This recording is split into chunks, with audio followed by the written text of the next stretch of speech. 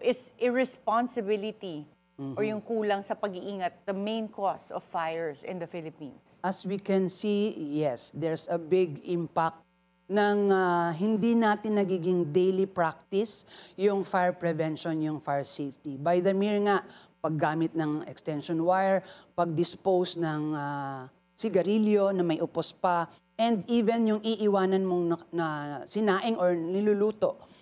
Yung ganong consciousness po, kung magawa natin on a daily basis, the BFP is pretty sure bababa po or masi-zero po tayo when it comes to fire incident. And today, we're expected to have suddenly a heat wave, aabot daw sa mga yes 40 degrees centigrade yung temperature.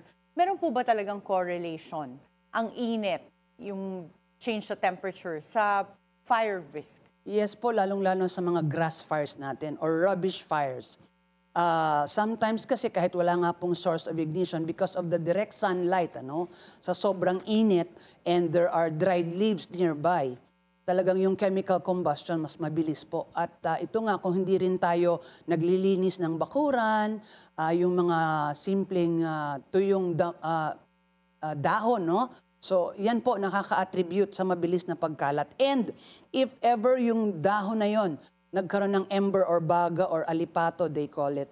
Pag dumapo, hanginin, ng hangin sa bubong or kung ano man na light combustible residential area, doon na po nag-uumpisa.